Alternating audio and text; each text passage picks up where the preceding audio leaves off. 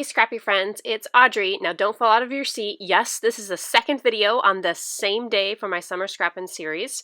And again, today my guests are Christina Sorge and Cheryl Ashcraft, and you can check out their channels below.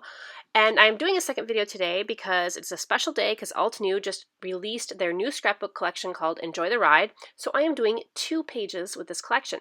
You can check out my video number 263, my previous video, which actually has me going through the collection itself as I took it out of the box, which was awesome, and a page I created.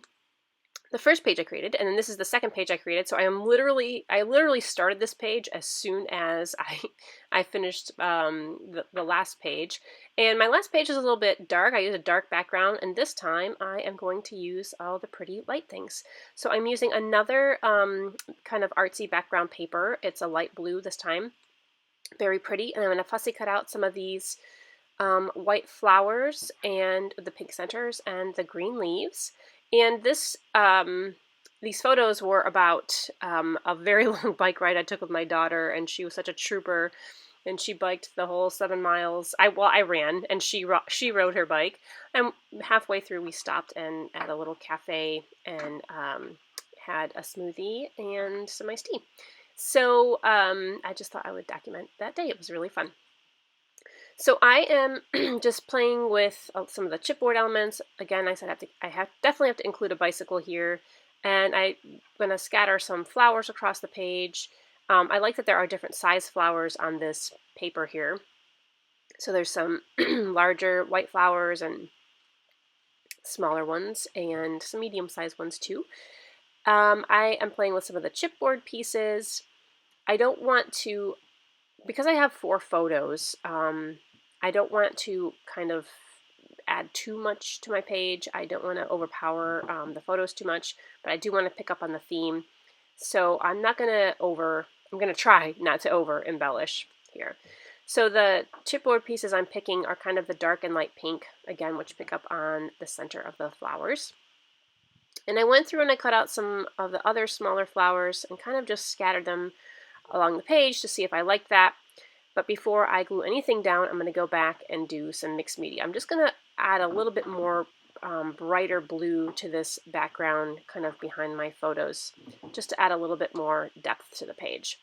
So I am going through first with some gesso, some white gesso, which you can't even really see because the background is pretty much the same color there.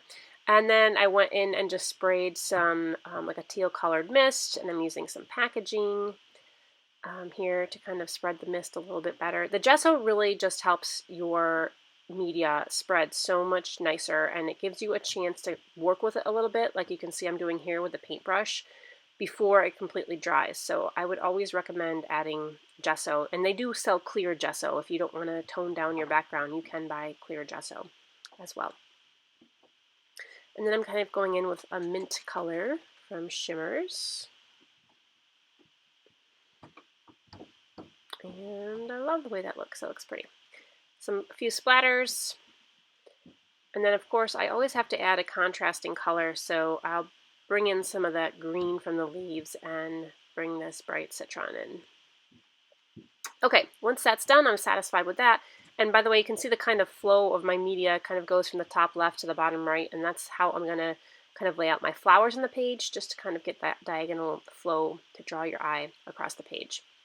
So I am going to mat these photos on this pink paper, which would also make a very pretty background paper.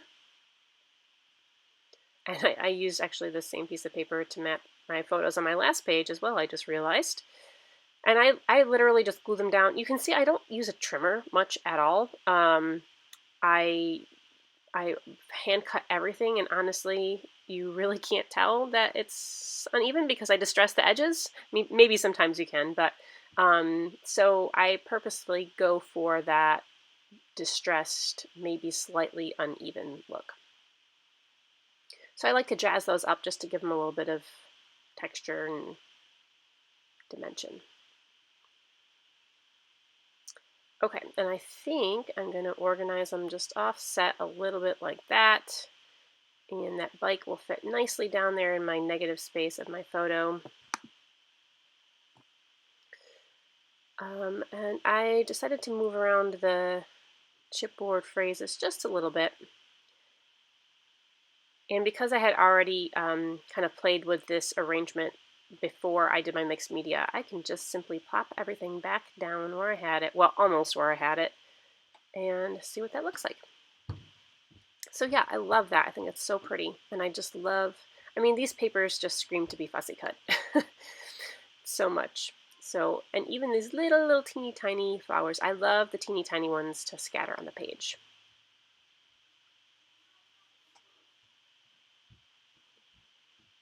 One more leaf there.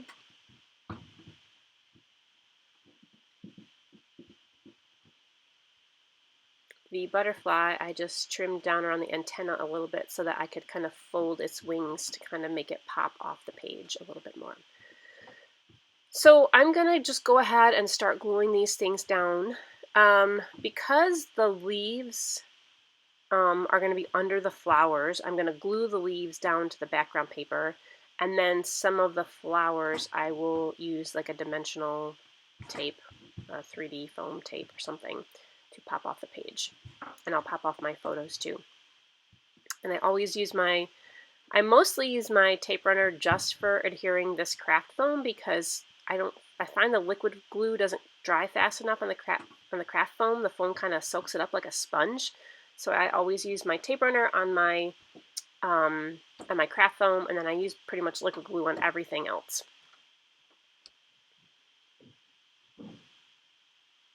This is our favorite, this is my favorite place to run and for the kids to ride their bikes. A very super long trail along the Erie Canal where we live in New York. I'm also using my scrap pieces of my 3D foam circles there. I use the edges of it too, the negative of it to back my page as well. Or to back my embellishments, not the whole page. Okay, so I added a label sticker and just finishing the gluing here. It was a wonderful, happy day.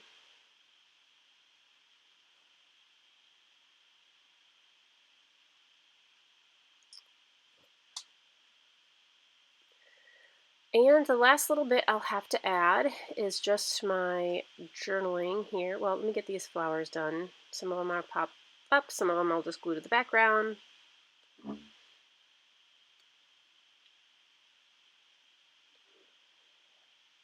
Okay, voila. And I'll add my chipboard title. And I'm just going to use the chipboard pieces to spell bike ride, and then in pen I will go back and add in the word 7 mile because it was a 7 mile bike ride. And I love the way that these chipboard pieces kind of match the color in the butterfly. Oh, you'll notice in the top left I did add a little dark red heart behind my label sticker to kind of balance that dark red color across the page. And there is all the close-ups. So thank you so much. Please go check out this new release in the Altenew store, which you can find the link in my description below. And also please go be sure to check out Christina and Cheryl's pages today for the Summer Scrappin series. Thanks so much, friends. Stay scrappy. See you soon.